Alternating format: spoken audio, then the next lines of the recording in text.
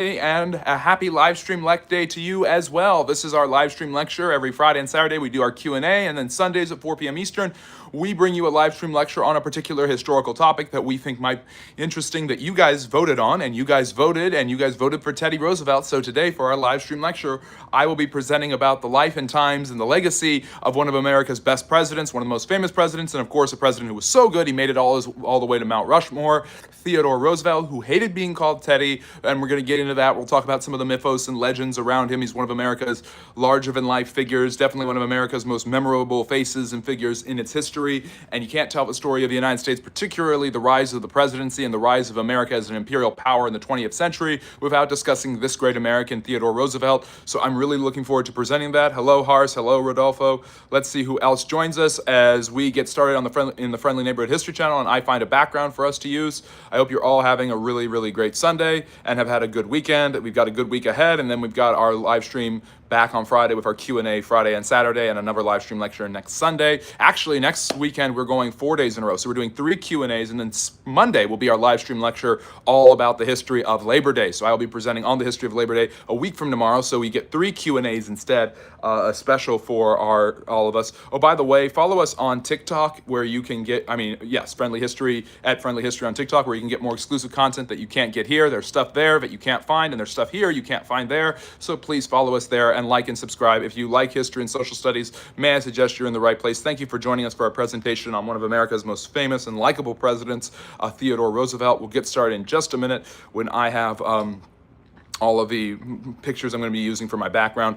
We are going to be doing some renovations to the channel, to the studio, to make things a little bit more professional here over the next couple of weeks. So the live streams will be, and the areas that I make my videos in will be a little bit more professional. We'll have a little bit we'll have a little better tech, and that's thanks to all of your donations. Everything that you guys donate to the channel helps the channel grow, and we use to make the content more likable, more interesting, and more engaging, and to make these presentations more exciting for you, to make the videos we produce every Monday and Friday. We've got long form, and every day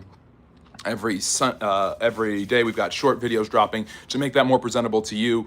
We've got, as I put up a picture of William McKinley, we all the donations, all the money, all the super chats, all the perk comments, all of the memberships, and all of the ad revenue goes into making this channel better and more accessible for you. So these live streams, these long form videos, and these short videos are the absolute best they can be. So just picking out photos, and we'll start our presentation. We're talking about the life and times of America's, 26th president, probably is most famous other than Abraham Lincoln and George Washington, Mr. Theodore Roosevelt, who I will be discussing his life legacy. I will be discussing some of the darker sides of Theodore Roosevelt. He's often seen as this larger-than-life positive figure, and in many ways there are many positive things about him, but there is a lot to be desired when it comes to modern standards of how we view different groups of people, and race relations and things like that.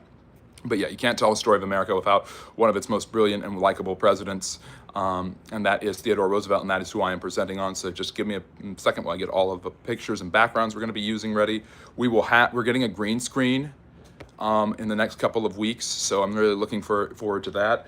We're going to be getting some better lighting, better microphones. Eventually we'll have a table set out. So we're really transforming this into a studio, not just a place to do Friendly Neighborhood History channel content at. So I really hope you guys enjoy that. So Theodore Roosevelt, this is a political cartoon. Political cartoons love to depict Theodore Roosevelt as a strong-willed, powerful individual, and that's because he was a larger-than-life individual, someone who no one would expect to have become president when he was first born, but who was inspired by the death of another president and became president because of the death of a president, and then ended up being one of the most famous figures, not just in American history, but in world history as well.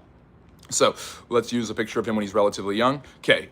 Again, if you like this, make sure to like and subscribe, and we'll talk about Theodore Roosevelt, and then if we have time at the end, we'll do a Q&A where you get to ask me anything you'd like, hopefully about Theodore Roosevelt or other historical topics. I'm really looking forward to that. I won't be interacting with the chat as much, but I really hope you guys are enjoying it and enjoying the vibes. Hopefully you all are behaving yourselves in the chat, and if my moderator, Hars, can put the social, he already did, thank you, Harsinet. So there you go. Those are our social media handles. Follow us there. Again, a good afternoon to all of you guys. Great to have you here.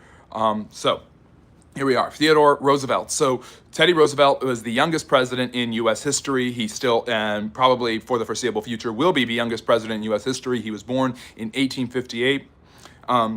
from a wealthy family in New York City of Dutch ancestry. Remember, if you know American and Dutch and European history, you know that the Dutch were the first ones with an Englishman, Henry Hudson, to settle in New York, and they purchased an island from the Manhattan Indian tribe, and of course that island became the island of Manhattan. So the earliest settlements in New York City and in New York State were by the Dutch. So the Dutch had an ancestry there similar to the Pilgrims in Massachusetts and New England. And that was a legacy that was quite important. It was usually well-to-do families, business class people, very well-educated people, very religious people committed to Dutch Reformed churches of Calvinist backgrounds. So the Dutch had settled in New York throughout the 17th century, and in 1665 or 1666, the English won a war against the Dutch, the Second Anglo-Dutch War, and they got control of New York and New Jersey.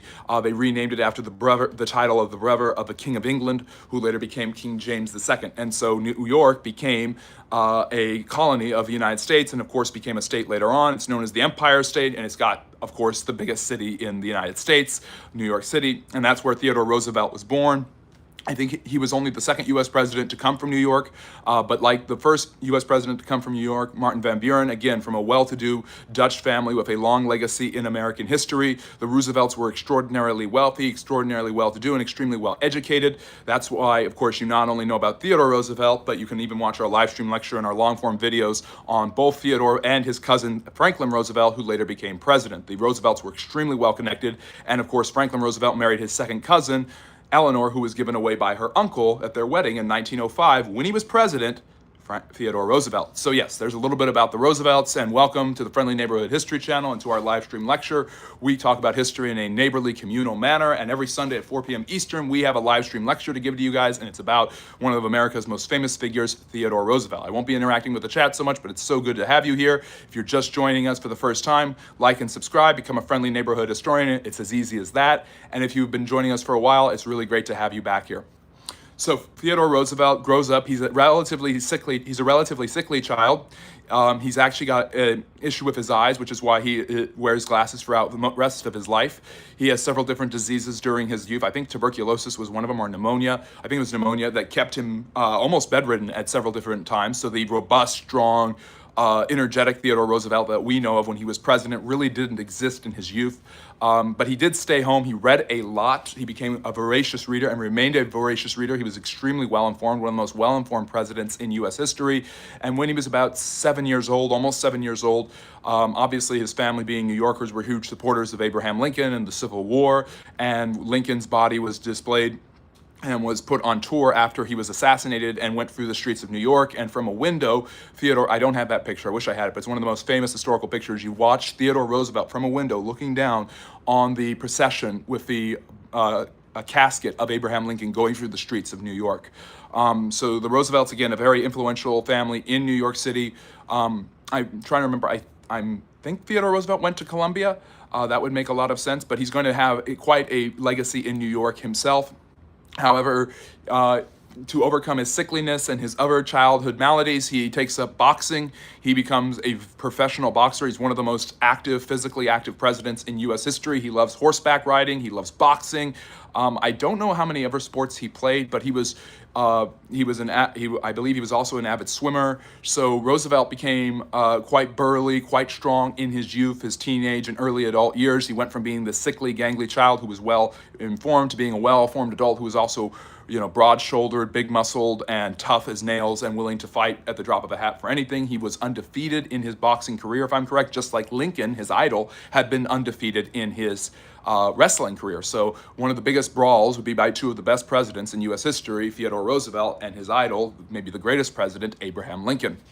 So Roosevelt married young. I believe he married when he was only like 21, and the woman he married was a few years older than him. Her name was Edith. I think it was Edith was his first, Edith Roosevelt, yes. Or was it Alice? I'm trying to remember. I think it was Alice, and then Edith was his later wife. But Alice and him, they eventually, he got married at a young age. They had one child together. She died early on in their marriage. So you have a young Theodore Roosevelt, a strong, burly guy, moving up in the world. I believe he practiced law at some point. And then all of a sudden he has this tragic death. He has a young child. He leaves the young child with family members while he moves out to the West to mourn the death of his wife. And this is where he eventually finds himself. He gets a ranch in Wyoming. He becomes or I believe it's the Wyomings or the Dakotas, and he becomes basically a cowboy. He works on different ranches. He eventually develops a reputation as kind of a gunslinger and a lawman. He becomes a sheriff, and basically this is where he has always loved the outdoors, but he has a constant experience of the nature around him, and he becomes a huge advocate for the outdoors, for hiking, for horseback riding, for traveling through the outdoors, through mountain climbing, through different things, through experiencing nature. This is going to be a huge part, not just of his life, but of his presidency. So there's never been a president who's perhaps more of a conservationist, more of an outdoorsman, more of a wilderness man than Theodore Roosevelt, and his time in the Western territories, which they were territories, they weren't states yet, makes him more like this in the late 1800s. So Theodore Roosevelt develops a reputation for being quite the outdoorsman. This kind of gives him a time to be at nature, be one with himself, and heal from his wound. He obviously lost his wife at a very young age. He's very depressed about that, but being out in nature, being able to horseback ride, all of that stuff makes him an extremely robust, kind of a he-man sort of a figure, but he's also very much in touch with nature, and he's able to heal through this process. Eventually he moves back and he marries, I believe her name, I might be confusing with Woodrow Wilson, but his second wife is named Edith. It is Edith. And so Edith Roosevelt is going to give him six more children. And so Theodore Roosevelt is going to become president with an older daughter who is in college, but he's going to have a bunch of young children, some of them who are like 5 or 6 years old when he is actually president of the United States. And some of his favorite activities when he is president is to run around with his kids and play games in the White House, hide and go seek and stuff like that. So he always has this very playful spirit and everything. And Theodore Roosevelt will return in 2026. The great return will happen. That would be awesome. Cursed Traveler, if that could happen. Thank you so much for the super chat. Anything you give helps to support the channel. And while I'm not answering all the chats right now, a super chat like that will obviously get you some attention. So obviously, a lot of people would love for Theodore Roosevelt to come back right now. Kind of a King Arthurian experience would be awesome for the American people. So Roosevelt developed his reputation as a lawman. He's kind of a law and order kind of figure out in the plains. People had complained when he was serving as a sheriff that he was enforcing laws that were unfair. And he said, if you don't like the law, change the law, but I'm going to enforce the law as long as I am in charge of administering it. And this is going to be a huge part of his presidency. Roosevelt is very sympathetic with a lot of people's personal rights, individual liberties, civil rights, and things like that. But he's going to have this basic conservative attitude of, I am in charge, I therefore have to enforce the law to some extent, while also trying to find a way to make things work for you. So Roosevelt is popular, he's likable, he's charming, he's fun, he's energetic, his children love him, and he's back in New York City, he's back in his element in the 1890s, and he's growing in appeal. He becomes one of the leaders. I think he was either the assistant or the head of the New York Police Department at one point, and definitely becomes an icon in New York City, a beloved figure throughout the city who has this reputation of being a law and order, but a tough but fair kind of man, energetic, bombastic, and robust. I mean, again, once again, this man overcame childhood maladies and all sorts of illnesses by basically becoming physically assertive and exerting himself beyond the limits. And he basically has a indefatigable attitude. He moves and he shakes. He's always constantly doing things. He's moving around. He's trying out new experiments. He's basically this man who is larger than life because of his love of life, his love of experiencing different things, his ability to consume material from his childhood continues into his adult era, where he is a voracious reader of many different sources. He entertains many different ideas and many different philosophies, and he develops this attitude of being a very American exceptionalist kind of a thinker. He definitely sees America as this incredible, outstanding place that is above all others. This helps him develop certain attitudes when he's out in the plains that would be seen as pretty controversial today. Roosevelt had no sympathy for the Native Americans. Roosevelt went out to the West in an era when Native Americans were at open warfare with the American army following Custer's last stand. So Roosevelt's experience and attitude towards Native Americans is extremely condescending, extremely paternalistic, and extremely rageful. He does not like Native Americans. He believes the Native Americans have have no right to their lands, they haven't done anything with their lands, and that white people have been the ones who actually have developed and cultivated and built society, so therefore they deserve the land because they are better and have proven to be better, both racially and culturally. And Roosevelt goes so far as to say he doesn't think that every Indian that's dead is the line a lot of Western white people use, and this is not an uncommon theory in the 19th century, is the idea that a lot of white people have is the only good Indian is a dead Indian. And Roosevelt says, I don't go that far, but there is a lot of truth to that statement. So Roosevelt is kind of on the cutting edge of extremism when it comes to aggression towards Native Americans. He's certainly not progressive. He's not ahead of his time for that. In many ways, he's a victim of his time. He lives in a historical period where people really, really had no love for the Native Americans. And Theodore Roosevelt definitely kind of echoes and embodies that throughout not only his time in the West, but when he becomes the president later on. So I just wanted to make a note of that. Roosevelt's relationship with the Native Americans is far from progressive. It's one of the blights on his legacy. And again, it's easy to judge a historical figure living in our time period when everything seems so perfect. And in 100 years, guess how they'll be judging the way we felt about certain things. But I have to explain the entire man, his ups and his downs. So if you're just joining us, thank you for joining us. I really appreciate seeing everyone here. I can't interact with the chat too much, but I'm happy to have so many faces, so many new faces here. Like and subscribe if you're enjoying what I'm talking about. If you like history, you're in the right place. We're going to move forward and double tapping. Not with that. Don't do that. Anyways, so we move forward. Theodore Roosevelt, from a wealthy New York family, well connected to their Dutch legacy, overcomes his childhood maladies by basically becoming a he-man. He's a huge outdoorsman. He's a huge horseback rider. He loves to box and fight.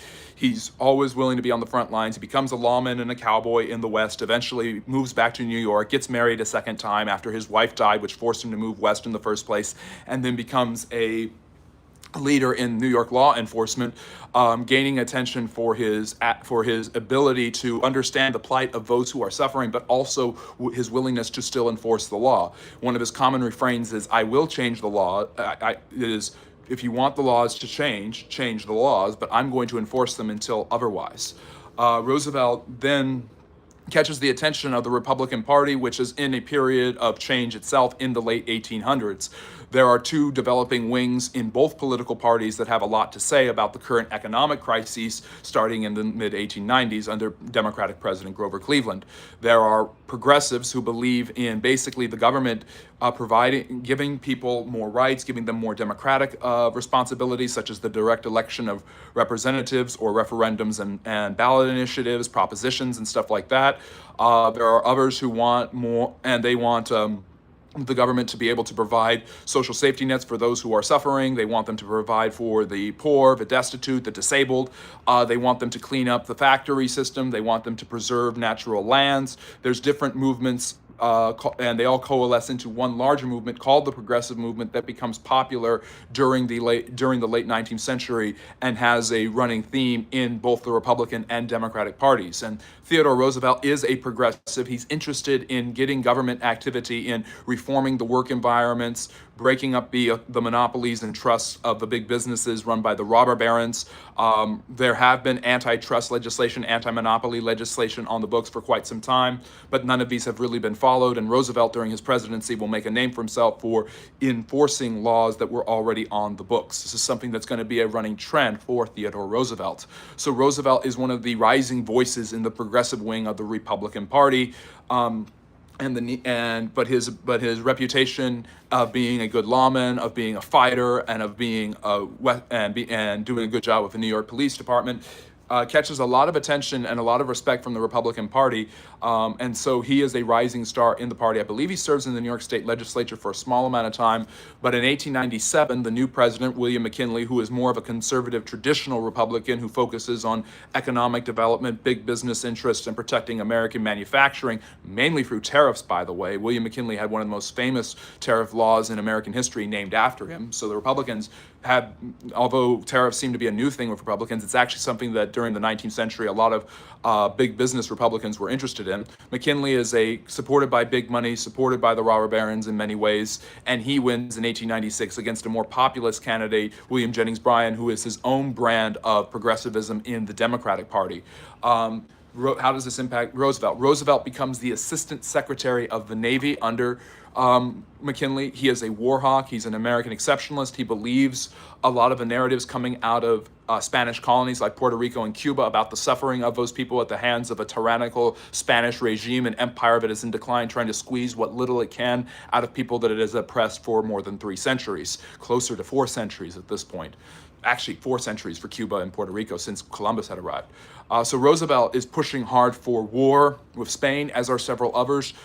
Roosevelt is an interesting balance. He has some progressive tendencies, but he's also very much an American exceptionalist, almost an American imperialist. He believes that the American system is the best in the world and that other places would be blessed to have America overtake and overcome them, and the natives of those lands would be better off if America were in charge of their governments.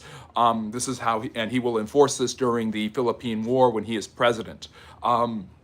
But Roosevelt serves as Assistant Secretary of Navy. He puts pressure on the McKinley administration to go to war with Spain. Then the Maine, and a ship is blown up. And McKinley, who's an interesting guy, who was a Civil War veteran, who really didn't want to go to war, decides that now is the time to actually go to war. He's under too much pressure from the press. Although the fact the Maine was probably blown up by a boiler room rather than a Spanish mine, as it's off the coast of Cuba.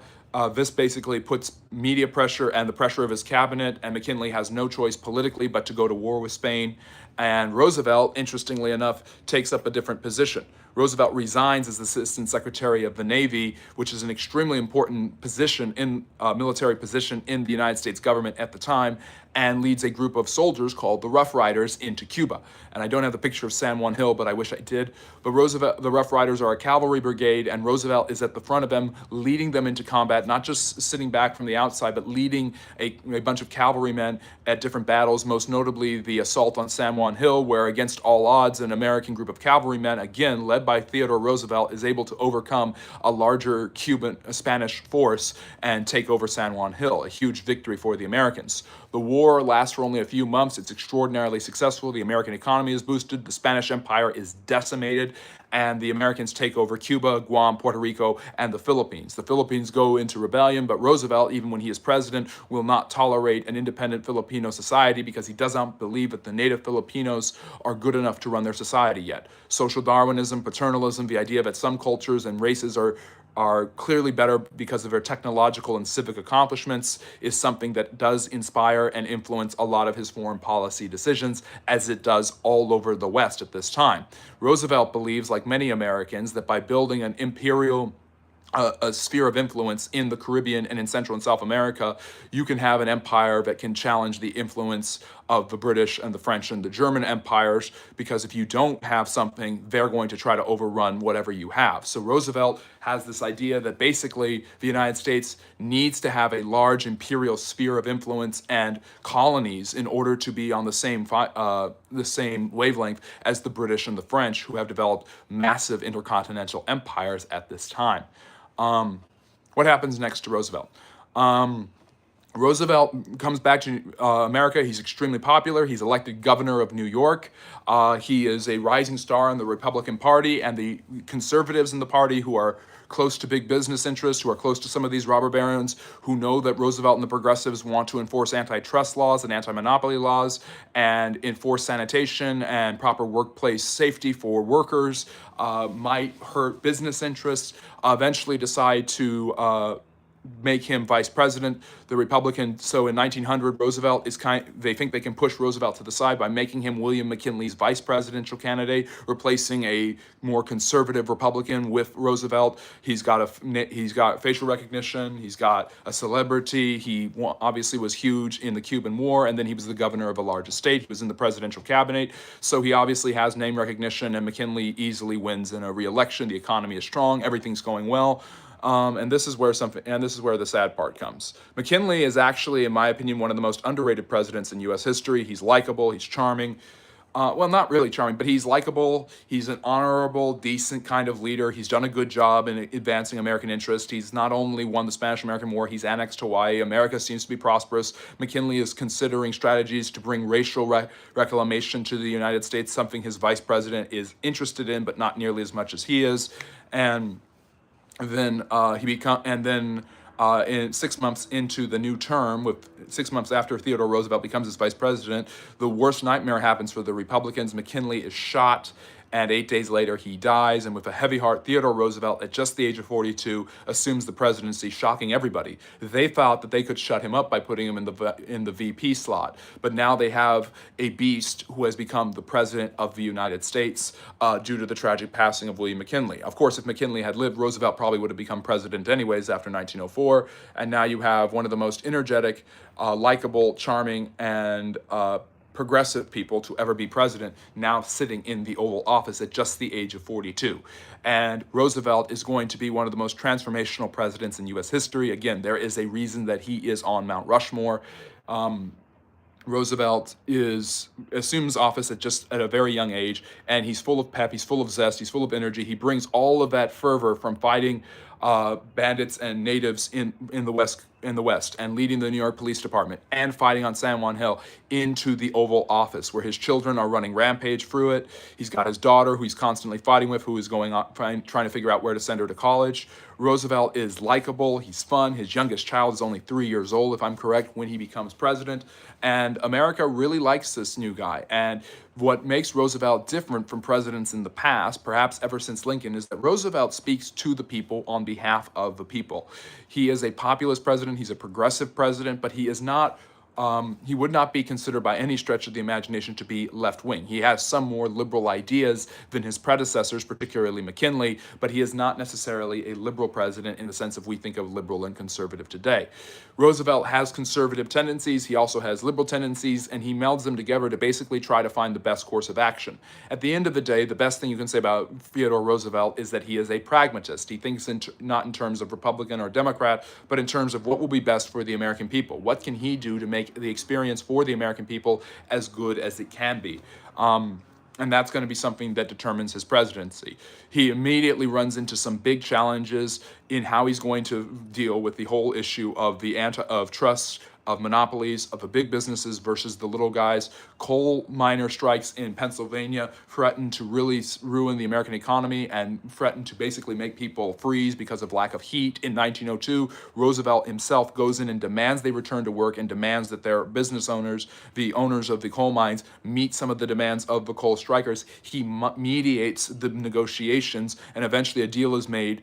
People do not freeze. Better rights and working conditions and wages are given to the workers, and the mine owners are allowed to continue their operations, making exorbitant amounts of profits. Roosevelt's going to also enforce antitrust legislation. He's going to break up railroad monopolies. He's going to break up the steel monopolies. He's going to challenge the authority of some of the biggest robber barons in the country, like John D. Rockefeller and Andrew Carnegie, and basically say, I understand what you've done for this country, but your workers work in squalor. They live in horrible conditions. They do not get the wage that is worthy of them. And you guys own all of the product, and you do not give the proper amount. You do not give the proper conditions to your workers or to the people who are patrons. You control all the prices. And he starts to break up trust. He starts to break up monopolies. And by the way, a monopoly is a business that runs that is the only business that sells or provides a particular product or service. A trust is a business that owns all of the related goods and materials related to one type of service or business. So a railroad line can be a trust because they own they own the company that creates the locomotive, that builds the locomotives. They own the company that repairs them. They own the company that sells the tickets. They own the company that, builds the rail lines and all of that stuff. So there's different trusts and monopolies that Roosevelt's going to target, and he's going to regulate a lot of them. He's going to break up a lot of the trusts, and there's going to be better worker conditions. There's going to be better workers' rights. This was already something that was ascending and happening before Roosevelt becomes president, but it's going to kick into high gear during his presidency. Basically, antitrust laws, the Sherman antitrust law, had been on the books for about 15 years by the time he becomes president, but he's the first president to actively enforce it. And so he breaks up the railroad strike. Roosevelt's going to be an excellent negotiator, despite the fact that he had been such a hawk for the Spanish-American War. In 1904, he's going to bring Russia and Japan together and help negotiate the end of the Russo-Japanese War. This will win him a Nobel Peace Prize. He's the first U.S. president to win the Nobel Peace Prize, only about 10 years after the award first comes out. He's very popular. He gets reelected easily in 1904. He then targets He passes the Pure Food and Drug Act, which helps create the FDA. He passed the Conservation Act that helps establish the national parks. Roosevelt is basically travels around the country listening to what people need and starts establishing it. He establishes the National Park Service. He works closely with the conservationist movement and John Muir to the Sierra Club. Roosevelt's a member of that, to basically try to set up national parks in areas. Yellowstone and Yosemite become two during his presidency. So Roosevelt conserves national parks and hundreds of thousands of acres for the enjoyment of the public and not for the purchasing by wealthy landowners who want to build cities and projects and all sorts of things, or want to cut off access to that to those who will only pay them, or patrons of theirs, or so on and so forth. The Pure Food and Drug Act and tighter regulations on different industries lead to better working conditions. The wages of workers go up, the quality of their work improves, the quality of their working conditions improve. Basically, this allows for cleaner workstations for workers and cleaner access to food and drugs, pharmaceuticals, from the public. So Roosevelt is basically knocking down all the bowling pins, and he's doing multiple things at one time. By breaking up the power of the monopolies, he encourages more honest competition. Roosevelt is not a socialist, he's a capitalist, but he believes that it's not the job of capitalism to create giant corporations that control everything. Rather, the job of capitalism is to ensure, and the job of the president the job of the president is to ensure that free and fair competition happens in a free and fair democratic society. And in order to do that, you cannot have corporations, trusts, and monopolies dominating everything. You need to create opportunities. The government needs to be able to step in and provide opportunities for others to compete properly. So Roosevelt sees himself as an honest and moral capitalist, but somebody who's not willing to just let capitalism run ramshot over everybody. Roosevelt also works towards creating benefits for people who are disabled, for veterans, for things like this. This will be seen, this vision of a more progressive society in which the government helps the people who cannot work and who are in dire straits will starts with Theodore Roosevelt, but will influence several presidents, such as Woodrow Wilson and his cousin Franklin Roosevelt. He basically builds the building blocks of what will eventually become the welfare state, the ability of a government to help people who are not able to help themselves. So this is a huge part of Theodore Roosevelt's presidency. Now, Roosevelt's foreign policy is some of the most interesting in American history, but before I mention that, he gets reelected easily in 1904. He's energetic, he's likable, his family is likable. Roosevelt drinks a gallon of coffee a day. He's the first president to drive an automobile, ride in a submarine, and fly in an airplane. I don't think he did all of those while he was president, but his legacy precedes him. He loves to go hunting. In 1902, he's on a hunting trip in Ohio, and he refuses to shoot a young bear cub because the bear cub is by itself. This story becomes popularized. I think it was a newspaper in Ohio that printed it. I think he was in maybe North Carolina. I'm not sure. But basically, this becomes so popular, this story of Theodore Roosevelt sparing the life of a teddy bear, of a cub, because it was a little bear by itself. His humane, more humanitarian side, despite this man being a voracious hunter, becomes so popular that a toy maker, this one's in Ohio, I know for sure, develops a stuffed animal for children that's a bear based off of a cub that Theodore Roosevelt saved, and he calls it the teddy bear. So yes, a toy is based off a U.S. president. I don't know many other presidents that have a toy based off of them. By the way, he hated being called Teddy. I've tried to refer to him as Theodore Roosevelt. I'll once in a while refer to him as Teddy Roosevelt. He liked to be called TR. So he's one of the first presidents to use his initials, JFK, FDR, LBJ. It starts kind of with Theodore Roosevelt, TR. Was what he liked to be called. He did not like to be called Teddy, but the teddy bear becomes one of the most popular toys in the country. Once again, showing a growing capitalist society, a growing industrialized society where you have some people who are in an emerging middle class who's able to kind of enjoy some leisure and afford toys and recreation for their children. Roosevelt, I think he threw out the pitch at several important baseball games, first pitch kind of thing. I don't know if he started that tradition, but I'm sure he was definitely a part of it.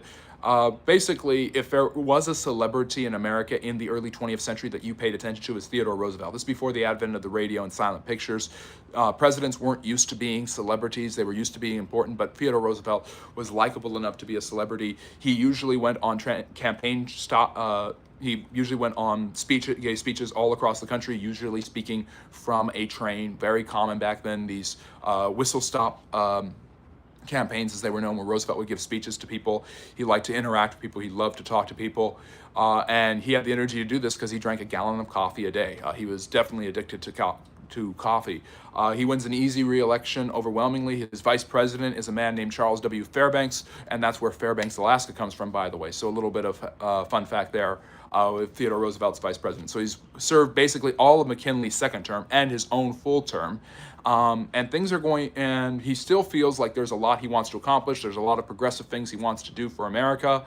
He's interested in civil rights for African Americans. He brings Booker T. Washington to the White House, but he knows very well that the climate of America is so divided that he can't get very far with it. So whereas McKinley wanted a more sweeping form of civil rights, Roosevelt kind of approves Booker T. Washington's subtle approach to civil rights.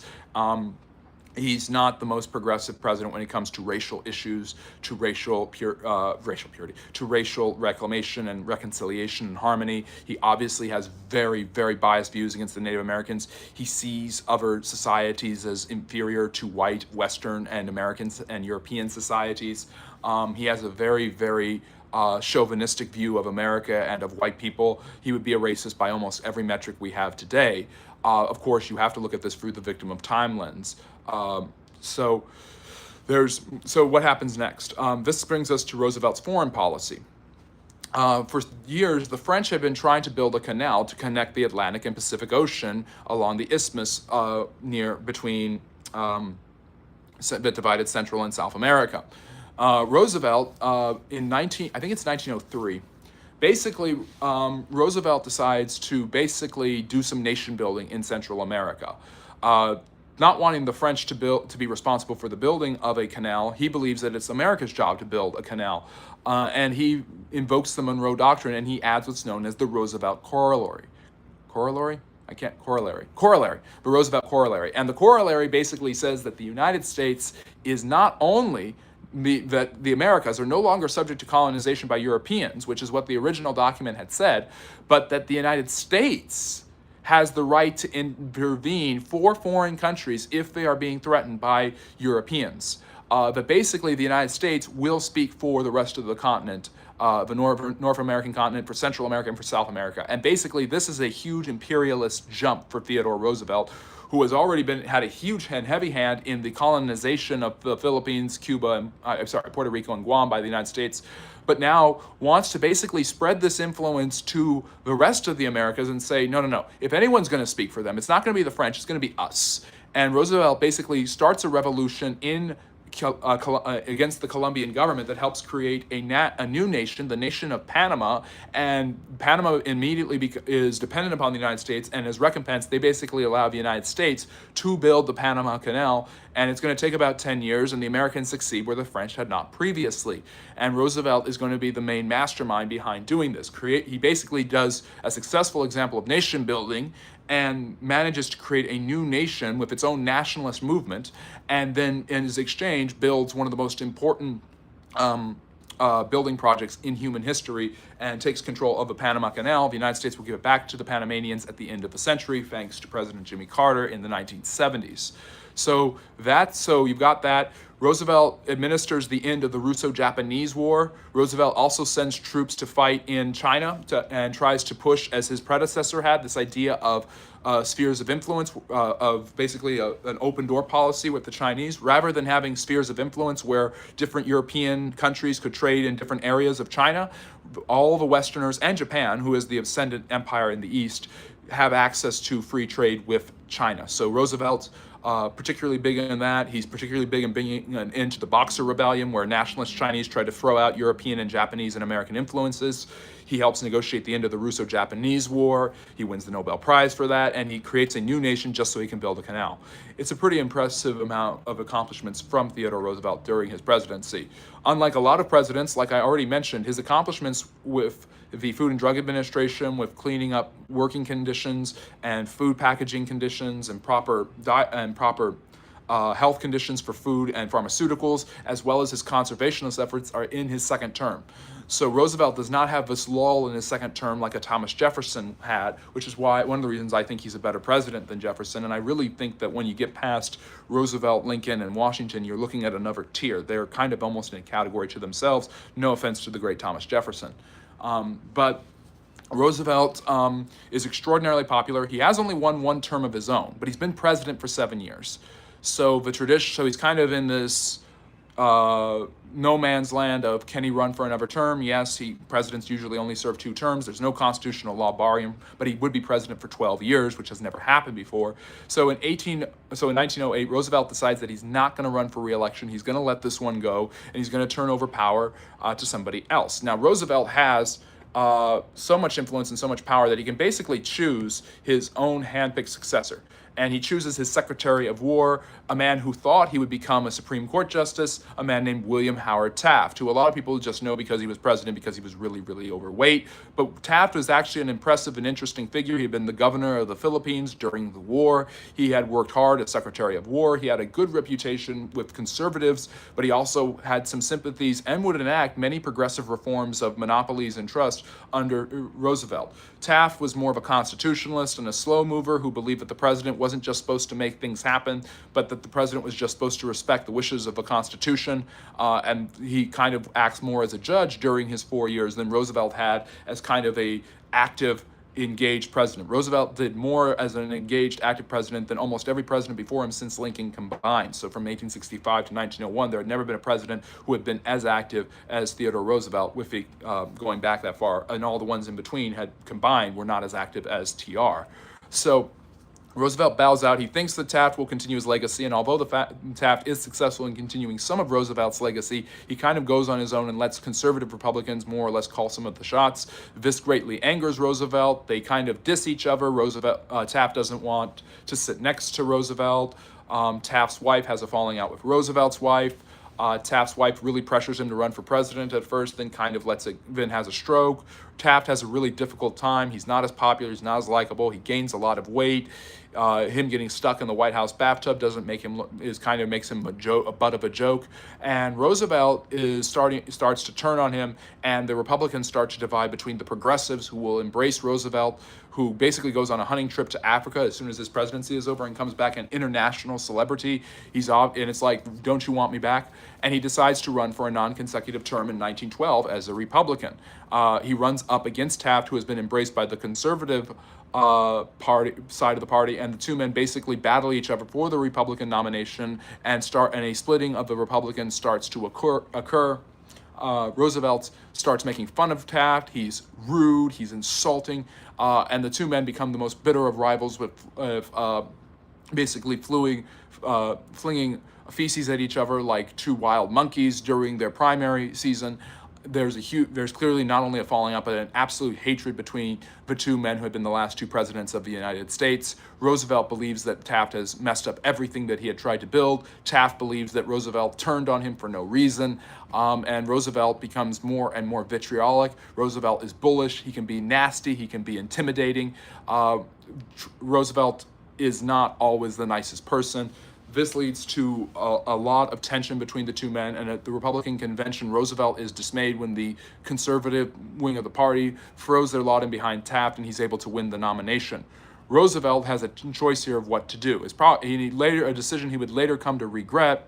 He forms his own political party, the Progressive Party, which divides the Republican vote.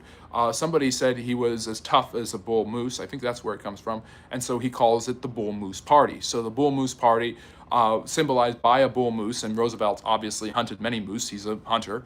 It's pretty fantastic. Yeah, he called him the bearded lady. Yeah, Roosevelt and Taft did not have a good relationship anymore. And this is basically just a division of the Republican vote, allowing the Democrat Woodrow Wilson to be elected. And although Wilson is a progressive, Roosevelt absolutely hates him. He thinks that the United States should have gotten involved in the Great War, which starts in 1914 right away. He even tries to run for president again in 1916, but the Republicans are clearly kind of over this progressive movement for the most part. There's some other Republicans that are younger blood. But Roosevelt, by the time 1912 comes around, is only 53, which is young in politics, and in 1916 he's 57. But the Republicans choose Charles Evans Hughes again. Roosevelt and Taft's relationship was totally destroyed. He got Wilson elected. He ends up becoming Wilson's biggest critic. He thinks he's an idiot. He doesn't, if I'm correct, he does not like the Federal Reserve. He does not like Wilson's inaction for going to war. Roosevelt is decimated when the war does come to the United States in 1917, and his youngest son, Quentin, is killed in the war. Roosevelt's been through a lot of tragedy and heartache in his life. Underneath all of this bravado and strength and eagerness is a man who has suffered an immense amount, from his sickly childhood to the loss of his first wife to now the death of his son. Roosevelt goes to bed one night, has a heart attack in the evening, and dies in 1919. He is just 60 years old, 10 years removed from leaving office, and 7 years removed from his Bull Moose Run campaign. He has passed away, the largest living figure in the Republican Party, the most important Republican other than Abraham Lincoln in their history, and perhaps the greatest president in U.S. history, has died just at the age of 60. Who knows what if he would have come back in 1920? Who knows what would have been in store for Theodore Roosevelt in his future if he had indeed lived? So, where does Roosevelt? How do we understand Theodore Roosevelt's legacy? Roosevelt is one of the most important presidents in U.S. history. He brought America into an imperial age. He made it an imperial power. He made it sure that the United States was going to create a sphere of influence in Central and South America and was going to stand up to foreign European empires. He proved the ability of America to play a role in global politics and geopolitical negotiations, kind of ahead of his time when it comes to the United States dominating international relations by negotiating the Russo-Japanese War and helping to end the Boxer Rebellion in China. He brings the United States into the 20th century. He starts the progressive movement in political power that basically where it hadn't had much before, which basically allows for more democratic representation for people, newer changes to working conditions, better living conditions for the poor, better opportunities for those who were disenfranchised. He breaks up trust and monopolies. He creates a more equal, fair game in the capitalist system. And basically, from his own personal experiences to his presidency, he is indeed a larger-than-life figure. He was not perfect. His presidency was not perfect. He had several different problems during his presidency, including his slow walking of civil rights. His chauvinistic ideas obviously led to a paternalism that would hurt the United States. His prosecution of the Filipino War led to oppression for many Filipinos, thanks to his governor, William Howard Taft, who enforced that, and his general, John Blackjack Pershing. Theodore Roosevelt, despite, of course, maybe Roosevelt's greatest mistake when it comes to politics was dividing the Republican vote in 1912, which allowed Woodrow Wilson to be elected, who he absolutely despised, despite the fact he was a fellow progressive. But basically, Roosevelt reoriented the American economic, cultural, and political movement. He pushed America as as an imperial power. He gave it more respect and clout on the world stage. He changed the way Americans do business, literally, internationally, and domestically. And basically, if you think about America before Theodore Roosevelt and you think about America after Theodore Roosevelt, it's a very different entity. It goes from being a growing, fledgling industrial power to being a premier speaker on foreign affairs that everyone is kind of going to pay attention to. And obviously, this is going to be important during the Great War, when the Europeans are clamoring both sides to get the United States involved for one reason or another. The fact that the United States has such a power on the world stage is because of Theodore Roosevelt. Woodrow Wilson would not have been able to go over to Europe and make his demands with the 14 points, and the United States would not have probably developed into such an international power with such international clout and voice during the 20th century without Theodore Roosevelt. That really begins with him speaking with the Roosevelt corollary, and then, of course, winning the Nobel Peace Prize. It puts America in a different position than it was before. Roosevelt is also extraordinarily successful with making a more equitable, fair, and progressive society where basic sanitation, proper conditions, living wages and workers' rights are honored, and businesses are allowed to boom and steam ahead as long as there is proper and fair competition, which will actually create more economic growth and incentive. So, anyways, there you go. That is my presentation on one of the most important legacies and one of the most important people in American history, Theodore Roosevelt, probably America's most famous president. Oh, one thing I didn't mention, Theodore Roosevelt is the first U.S. president to get shot and live. After he is shot. And he's the first U.S. president to be shot when he is not president. In 1912, Roosevelt is running as a progressive, and a man comes up to him and shoots him. The bullet is partially absorbed by the speech, which is like 20 pages long, that's in his breast pocket, but he's obviously hurt. But he goes up and gives the speech anyways, just showing his robust bullishness. There's nobody like this when it comes to Theodore Roosevelt. Basically saying, I have been shot, to the crowd who was waiting to hear a speech. I have been shot, but you deserve a speech. And he only sought medical attention after he was shot. So if there's ever a famous Theodore Roosevelt story, it's that. He gets shot, still insists on doing the speech, and was perfectly fine. He's the first U.S. president to survive a gunshot wound, and he's the first U.S. president to be shot at when he is not president. Up until Ronald Reagan, he is the first president. He's the only president to survive a gunshot wound. So it's a great story. I absolutely love that story, and you can't have that story without sharing. You can't tell a story about Theodore Roosevelt, our 26th president, the U.S.'s 26th president, without sharing the story of how he survived a bullet wound and insisted on still giving the speech. There was a meme that went around. Do I have it here? Where basically. It was a meme right after Trump got shot in Butler, where Roosevelt said he didn't finish the speech, which I thought was very funny. But yes, I would have been. I don't know about the healthcare system he had won. It would have been interesting. I don't think he was quite the idea of trying to turn Theodore Roosevelt into a left-wing activist is not, I think, a fair interpretation. Nor was he an arch conservative. He had an idea. He had a way of amalgamating his beliefs and adjusting them based on what was needed. He was a pragmatist. He was a populist. He was a conservative. He was able to enforce laws, but also able to change them. He wanted a fair.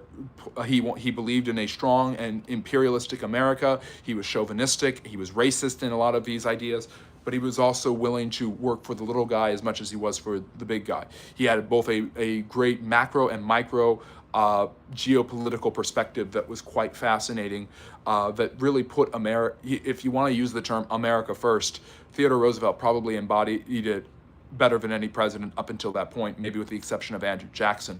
And this is why, by the way, his bullishness, his robustness, people who are particularly fans of Donald Trump will compare Trump to Theodore Roosevelt. People who do not like Donald Trump will often compare him to Andrew Jackson. There are some parallels indeed between of a nationalistic agenda of a Theodore Roosevelt and of a Donald Trump and of a populism that has taken back over the Republican Party like it did over 100 years ago. So if anyone has ever told you that we've never seen anything like this before, they obviously didn't watch this presentation. They didn't watch my video on Theodore Roosevelt, of which we have several here on the channel. You can go check out.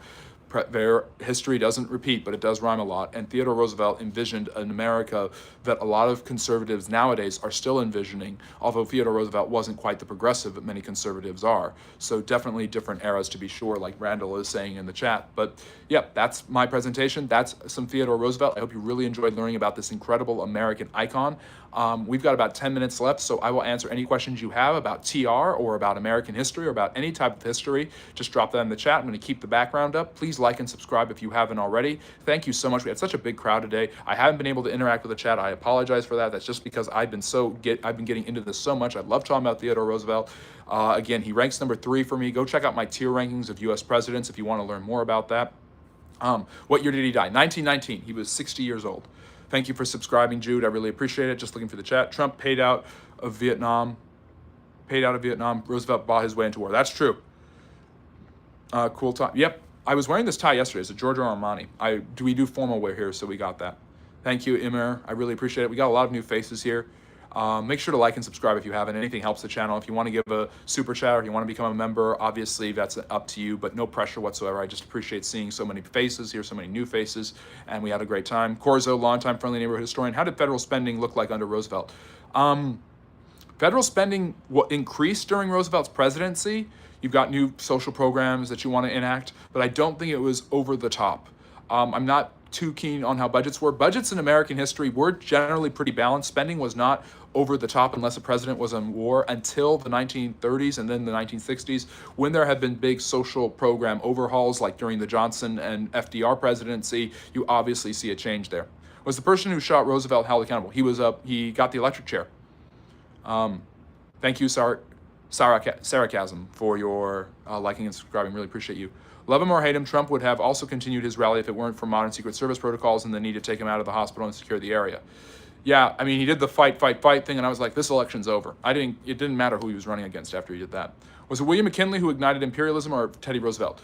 McKinley started it, but Roosevelt went an extra step, and Roosevelt was one of the voices that put pressure on McKinley to start it.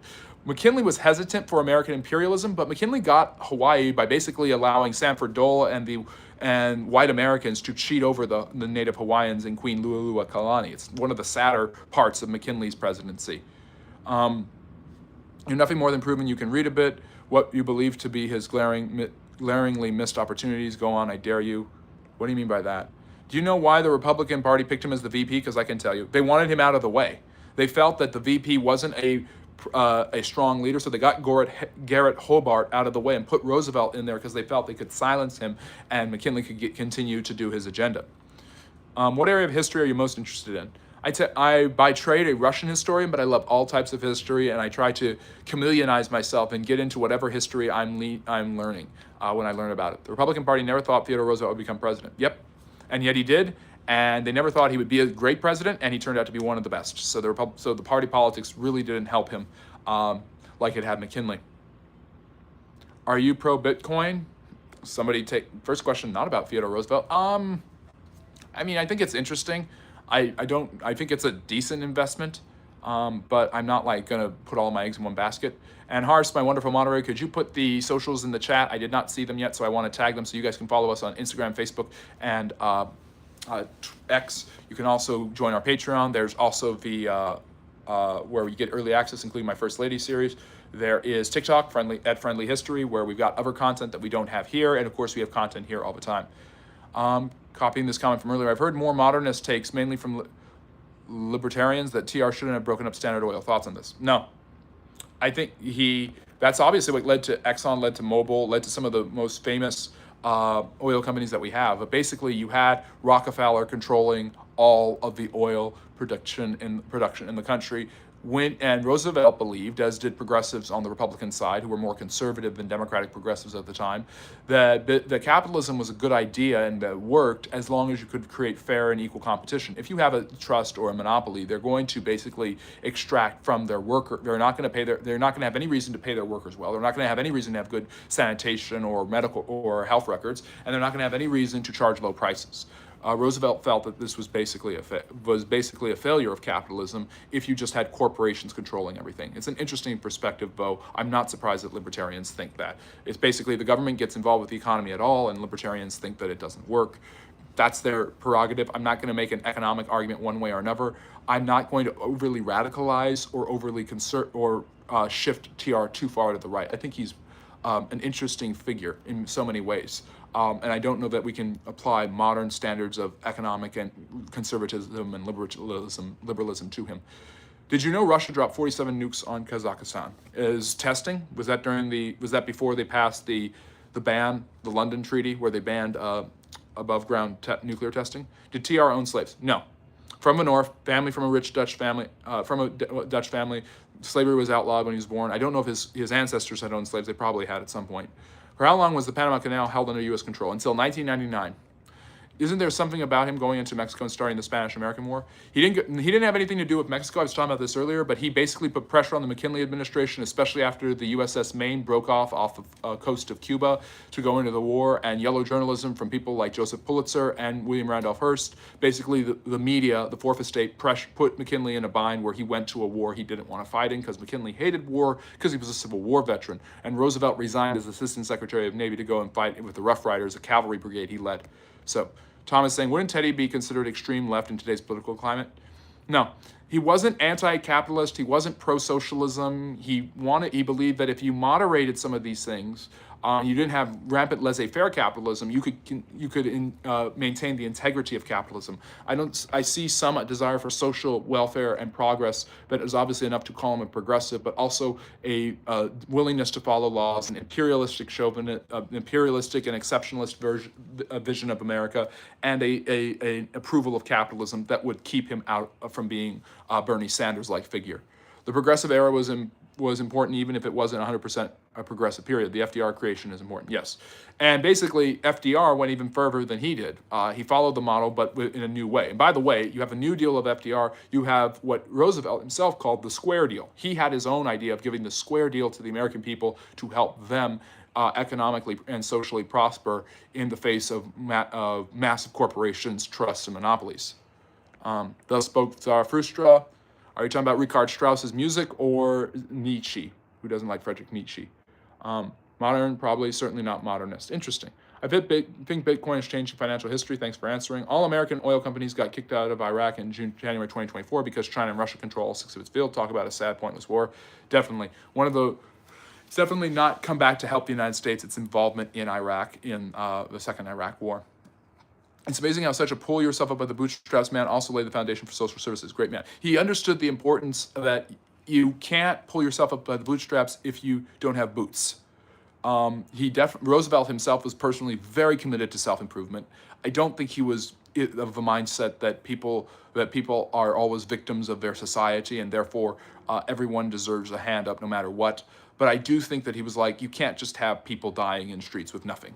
And I think that appeals to a sense of sympathy that undergirds a lot of Republican thinking. I think if he were around today, he would definitely be a nationalist conservative, but he would have some populist elements that would be likable about him. And to be fair, many people would point out there's a lot of contradictions to this, but Donald Trump has echoed similar sentiments. So I don't know if Theodore Roosevelt would be MAGA. I don't think he would be MAGA.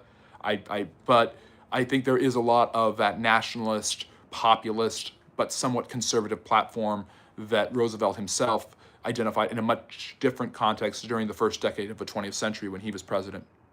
All U.S. presidents are imperialist to one degree or another. I don't think Jimmy Carter was an imperialist. About labor versus capitalism in U.S., how syndicates do organization considering states' laws don't benefit workers? Well, if you think they're bad now, you should have seen it during TR's time, because there was very little benefit for workers. There was very little reason. This is one of the problems that Roosevelt had with monopolies and trusts. There was very little reason to keep people, for workers to want to work hard or make products when you have one company that pays them one wage and doesn't have an incentive to make their lives, their working conditions, or their wages better because you don't have proper competition. So Roosevelt looked at things, and I should even stop talking about the politics, the right, the left. Roosevelt just looked at things and said, what works, what makes sense, and let's get everybody together, let's read all the relevant information, and let's make a reasonable judgment. Do I need a video editor? I'd be happy to have one. A lot of people hate FDR for being a dictator, but you have to understand that the imperial presidency, the president who acts, the president who is a man of action, doesn't start with FDR. It starts with Theodore Roosevelt, because he's the first major domestic peacetime president to act with such fury to get things done. By the way, if you're liking what you're hearing, welcome. Thank you for joining us. Please like and subscribe if you haven't already. Anything helps the channel grow. It's great to see such a great crowd here. Thank you for joining us from Egypt, Khalid. Love having people from all over the world here in the channel.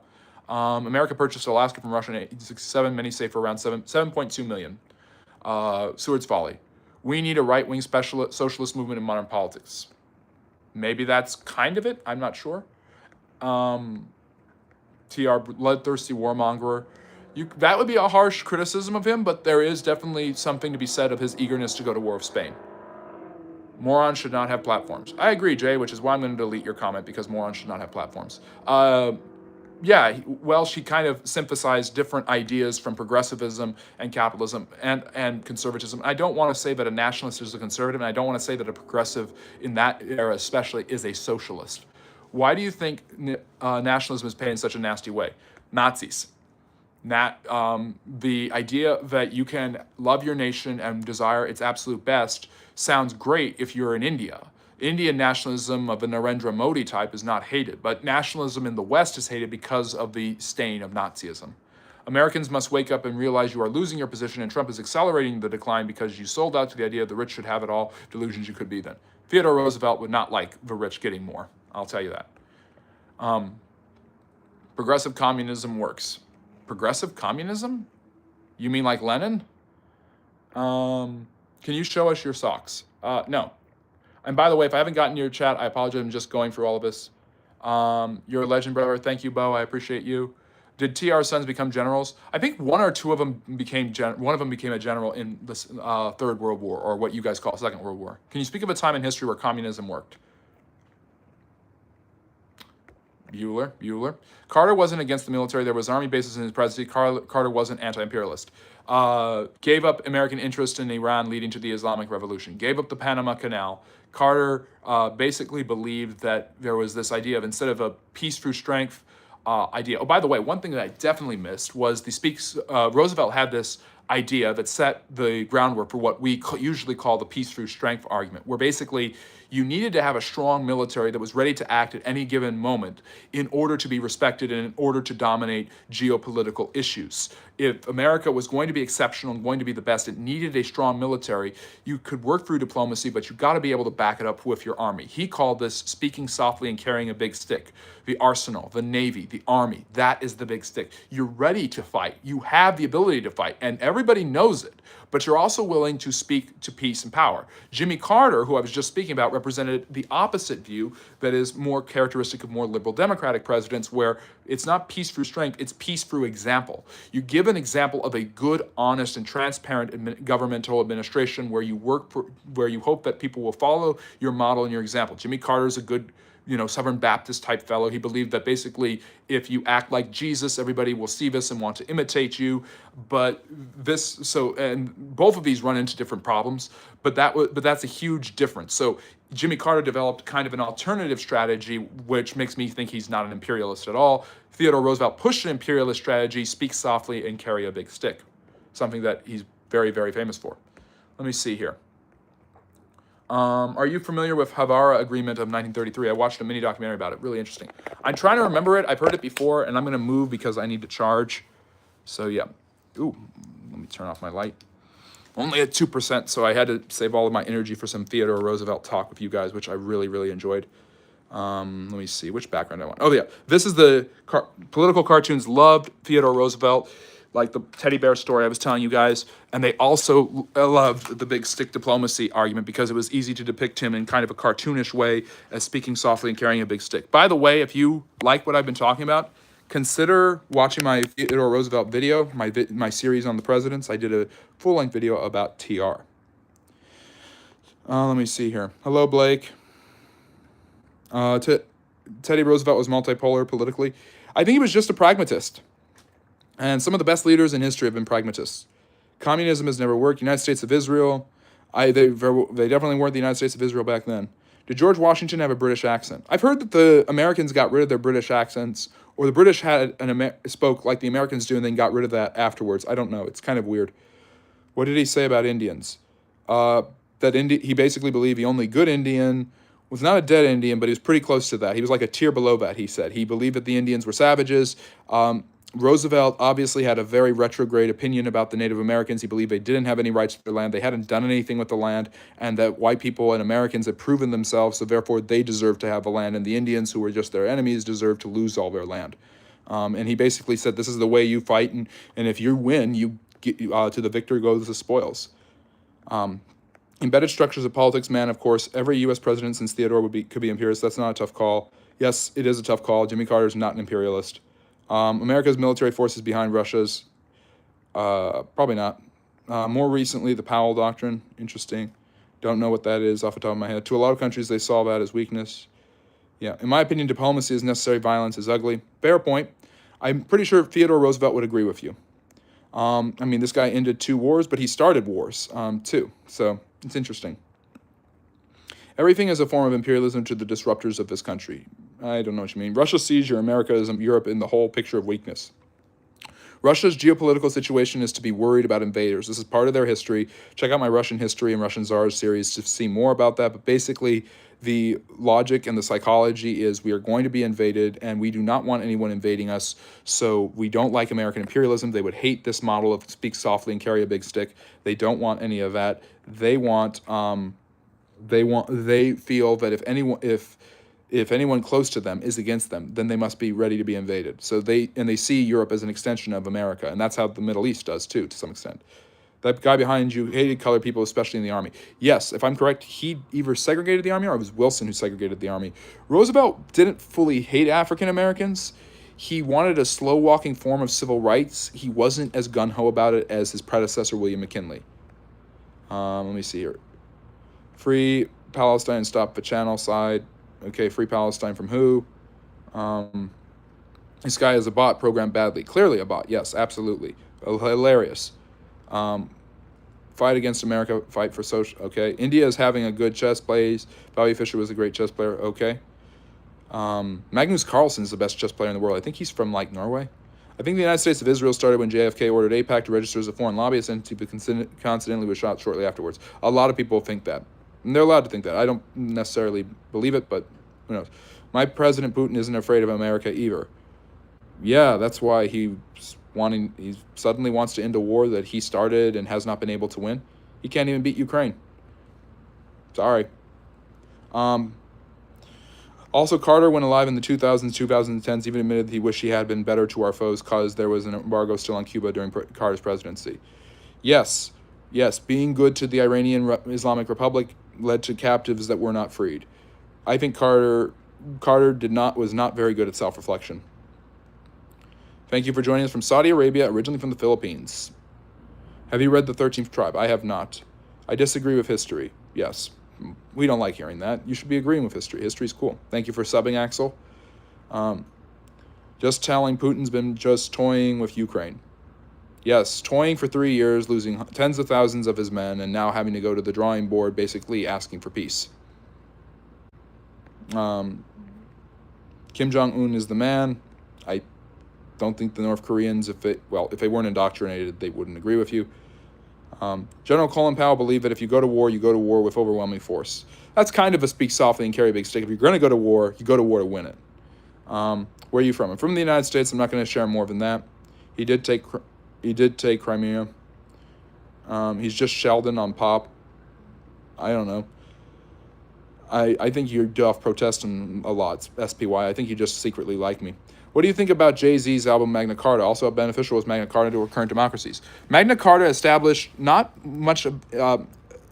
less to establish democracy as the idea of common law that was already present for the English, where the king is not above the law. He is subject to something else, and that is God in medieval Europe. But it did create this idea that even your leaders are not infinite, and they do not wield power without someone giving them the right to do that. In his case, it was just the nobles and the barons and the dukes and counts. In the modern system, it's obviously we eventually derive the consent of the governed. It's about the Bretton Woods Agreement. Why the U.S. Nixon break their own agreement?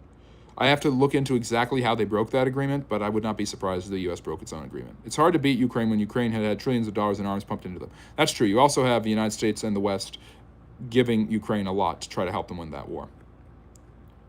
Of course, you got to defend your country. You're the one defending Putin, and I'm not going to just defend the United States. I don't have a dog in the fight. Do you believe in God? I've mentioned before on the channel that I do believe in a higher power. I do not specify which one it is. I do not share my political, religious, or social, or even geopolitical opinions a lot of the time. I talk about the history and the geopolitics that matters, that I think is important, and I try to talk about it from a historical perspective. And yes, Beckhurst, I'm not defending my own country. Agnostic psycho. Agnostics don't say they don't know that there is a God. I've said that I believe there is a God, so I'm not an agnostic. Natural law became mainstream with the Magna Carta. I think it's always been mainstream, but I think that was maybe a document that called it out. So, do you know who the Khazarians are then? Weren't they a Ukrainian kingdom that people always want to refer to? Teddy was always taking photos with his family. Big family man, loved being around his family. Do I have a picture of him with his family? Oh. Here's him when he ran for the Bull Moose presidency. You don't have the Bull Moose in this picture, but this is him in 1912. Do I have one with him and his family? He was definitely a family man. Loved being around his family. Oh, dang, I don't have it. There's a lot of famous pictures of him with his family. But yeah. Here's him with a nice big smile on his face. He's happy you're here. Ibrahim Traoré, also a young leader, also a young dictator. Let me see here. What am I lying about? Do you know about Michael Rockefeller? Not a huge amount. Let's talk about history events. Religion is complicated. Do winners write history books?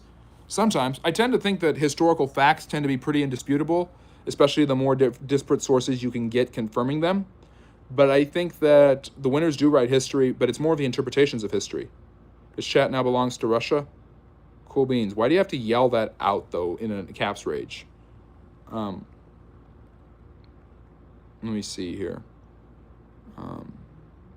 So yeah, if you have a question about history or social studies, please drop it in the chat. I'll stay for about 5 more minutes, and then we are out of here. Remember when Teddy let Woodrow win because of his third party? Yeah, he hated it. He absolutely hated Woodrow Wilson as president. He felt the U.S. should have gotten involved in the Great War a lot sooner, and that they would have done a lot better had they gotten involved. Had he probably if he had been president, everything would have been a lot better. So yeah, one of his biggest regrets. But I think he felt that if Taft had gotten out of the way, he would have won. Carter provided military and economic aid to repressive regimes, prioritizing Cold War interest over human rights. Need to go on about Jimmy Carter. Please don't have down. Please don't have down as not imperialistic because. No, I'm saying that Carter's approach to foreign policy was a non-aggressive, self-determinative approach, especially compared to a Theodore Roosevelt. It paved the way for a different approach to geopolitical relations. The history is written with blood of innocence. No. I know there's tons of horrible things that have happened in history.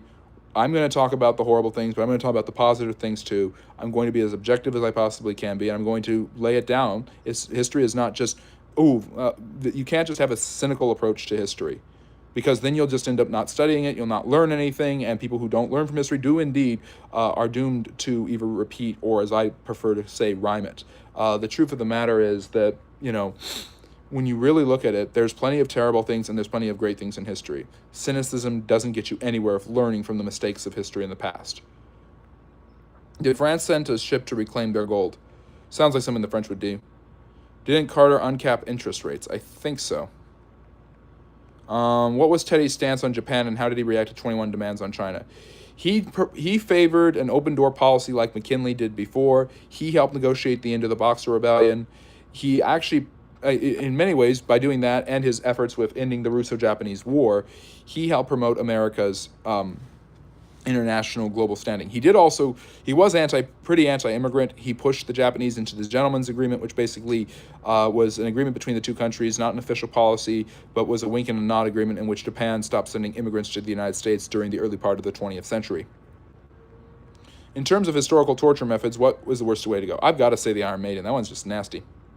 Thank you, Marcos. Axel, I'd be happy to collaborate. Besides culture and language, what independence do federations in Russia have? I'm not sure off the top of my head. There are, if you're talking about what are you talking about, federations? Are you talking about, like, autonomous regions like Chechnya or Georgia? Why in Hades did Ohio and Michigan get into a war over Toledo? Because who doesn't want Toledo to be part of their state? Weren't we dealing with a minor recession during the beginning of World War I? I call it World War II. I believe the 7 Years' War is actually the first World War in the 1750s. But yeah, we kind of were, and then it got way worse after the war was over. Yes, Jimmy Carter also certified an election for Hamas. I think that's true. I'm not sure. But he did go to North Korea and negotiate so the United States did not go to war with North Korea, and basically ticked off the Clinton administration and made him a Democratic pariah. Who do you think would have won in a street fight, Hitler or Stalin? Stalin was a coward, and so was Hitler. Dictators, strong men throughout history, tend to be very cowardly. Mao was carried around on a palanquin.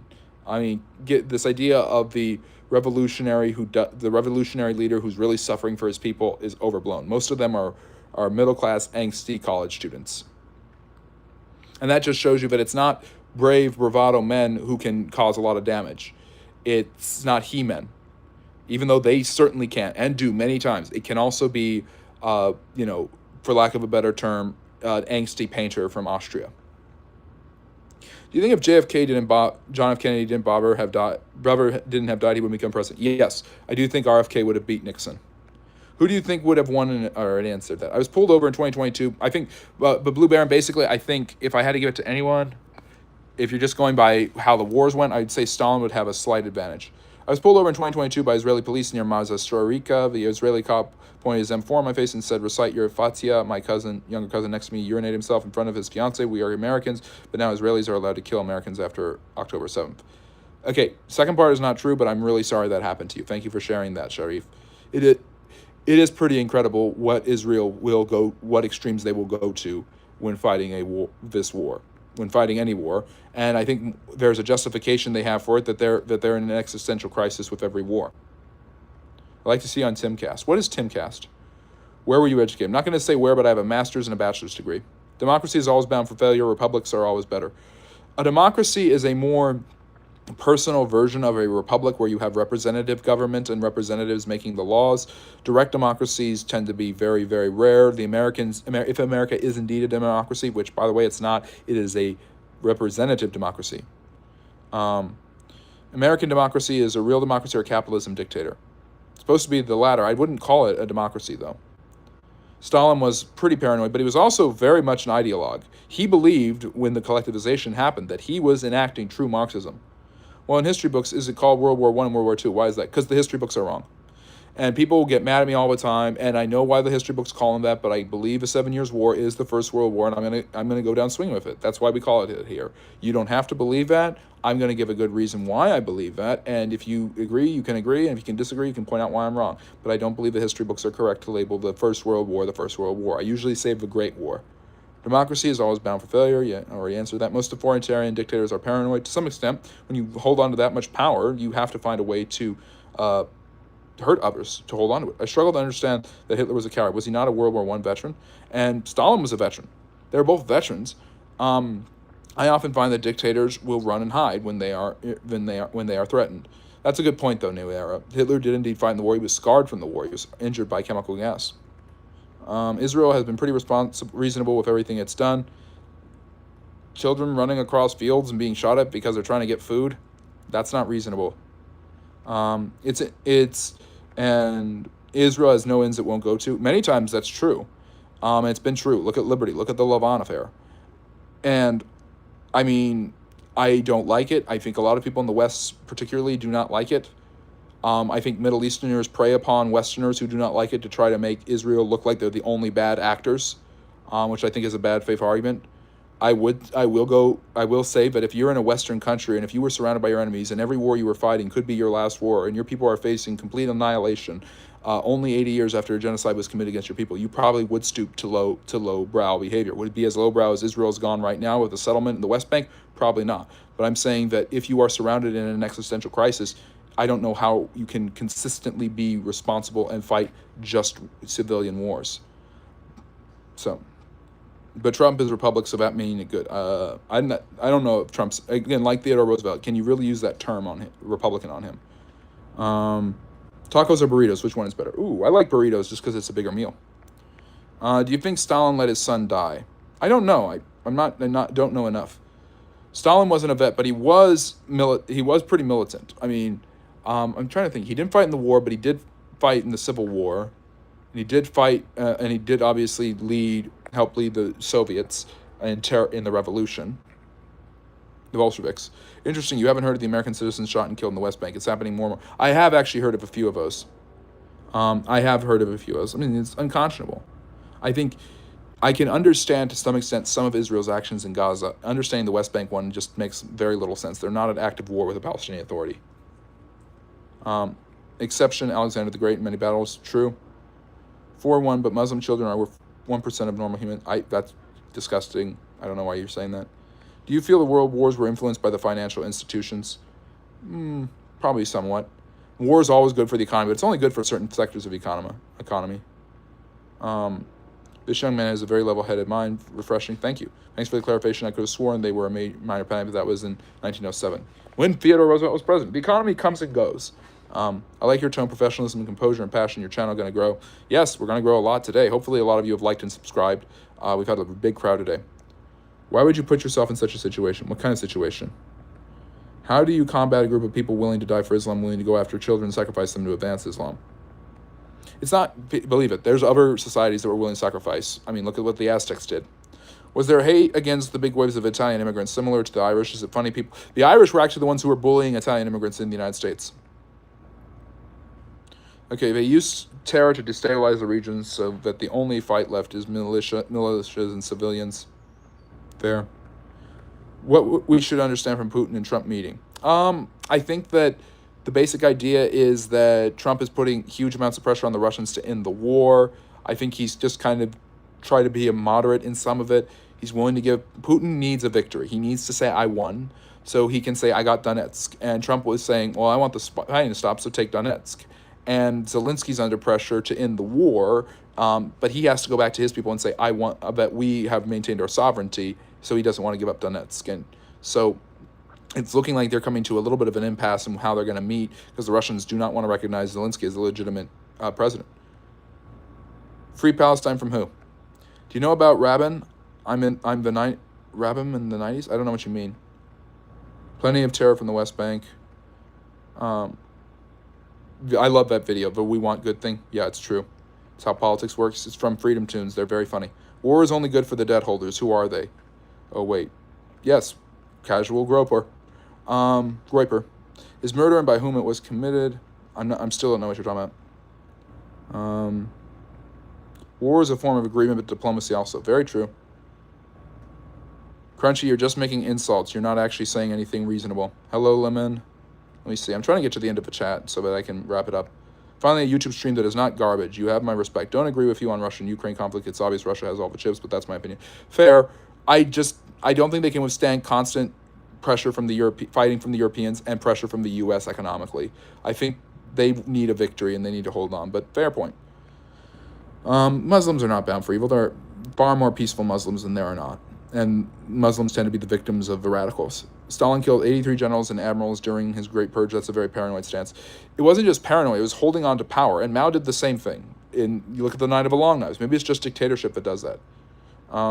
Eastern Ukraine voted to become part of Russia. Well, you get Lushanek and you get Donetsk, and maybe that's the compromise they're going to come to. Itzhak Rabin, yep, the assassinated Israeli prime minister.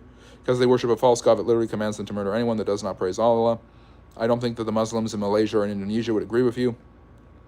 What days do we go live? We are live every Friday and Saturday for a Q&A at 6 Eastern, and then Sundays, this live stream lecture, which you stumbled into, is 4 p.m. Eastern. Do you think there's more executive power in modern U.S. politics right now? Yes, and he started it. The idea of the Imperial presidency, where the president is able to act, does a bunch of things with or without Congress.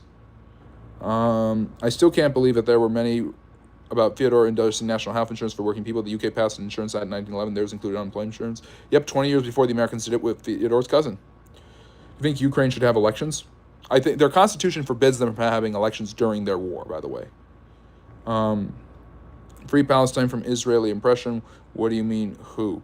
Well, how about Hamas? Well, Israeli oppression, fine, but how about Hamas? And how about the Palestinian Authority, which both of them mistreat, abuse, and use their people as fodder for their narratives? There's a lot of freeing that the Palestinians need. It's not just from the Israelis. Okay, I'll look up Timcast. Christianity is closer to Islam than Judaism. That's not true. Americans don't understand that at all. I do. I understand how all three religions work because I'm a historian, and that is just not true. I understand why there's similarity. There's definitely some exchange and sharing. That's why they're called the Abrahamic religions. But yeah. The Malaysian Islamic militia would disagree. Okay, that's fair. Fair point. Free Palestine from themselves. We had the biggest sellouts. Free Palestine from Arab Zionists like UAE and Saudi Arabia. My father always told me that the Zionists deserve Palestine because we ain't united. That's a fair critique. Self-critique of a nation is hard to do. It's hard to do in that area, too. My specialty is European history, but I'm talking about American history today. False Christianity is closer to Judaism. I don't know what you mean by that. What do you think current Trump trade-related policy? Intimidation. Kind of speak softly or carry a big stick. In this case, the big stick is the tariffs. Because they're not real Muslims. That's the no true Scotsman fallacy. Did Lincoln go through Congress for the Civil War? The South, I think they did right away. The South attacked them and started the war. Hamas is mistreating them, but they're going to accept it. Teddy Roosevelt was the best progressive Republican. Maybe the best Republican president ever, but Lincoln's tough. Hello, it is overwhelmingly Israeli oppression. There's a lot of that. But when Hamas uses their people as human shields, when the Palestinian Authority is one of the most corrupt governments in the world, the Palestinians are getting screwed over by their own governments and by the other Arabs and the Israelis. We can talk about all of that, can't we? Let me see. Favorite baseball team? I don't have a favorite baseball team right now. Let me see. Netanyahu was the one who planned the murder of Rabin. That's what I know. I would have to look into that. I don't think that's true. I've been to Israel. I've been to Gaza. I've been to Palestine. I spent a long time there. The people of Hamas and the radicals of Palestine started the trouble this time. Maybe this time it ends. There's some extent to that. There's some truth to that. Israel hasn't hesitated at all to kill Palestinians. Sorry, you're not very intelligent, don't understand what the Muslim faith is about. Go watch my videos on Islam. Go watch the Muslims on this channel saying horrible things about me because of some of my critiques of Islam historically. I'm going to talk about things from a historical lens. That's what we do here. It's the hardest thing. I used to argue with my dad all the time as I got older and learned about Arab Zionism, how we can be free if we ain't united as Ummah. Fair. Islam is not united right now. You got the Sunni-Shia divide. You have Iran trying to bully its way into control over the Middle East. Almost every government screws over the citizens. Getting screwed over in my taxes is not the same as getting screwed over by being in a hospital and trying to receive treatment and knowing I'm going to get bombed because there is a headquarters of terrorists underneath me, and they have warned and they won't let me leave the hospital. That's a difference. Yeah. The New Testament. Oh, Hassan's here? I didn't see Hassan. Hi, Hassan. And Afonso, are you Portuguese? Because that's in a Portuguese handle. It's good to have you here. Israel will kill their own to continue the war. Israel is ripping itself apart. Yeah. There's some truth to all of this. Can't we have a perspective on this that's fair? All religions suck. It's supposed to store peace and humanity, but not. Melody, my experience with studying religion as a historian and experiencing different religious movements is that religion is just the cart for how humans run their societies. And if you got good, honest, hardworking, peaceful people working through a religion, they will create peace and harmony in the world. If you have people who want power, control, and revenge, they will do horrible things. That's how Islam can have some of the most peaceful. You have Sakah, the fifth pillar, almsgiving, social justice, huge part of Islam. But you also have Wahhabism, which is the militant radicals. So you get both of those in all religions because religion is just a vehicle for how cultures and people behave. Yeah, Sharif, that's true. The church's attack has definitely isolated Israel from the West. Israel is not good at PR at all. Supposedly it was an accident. I don't know.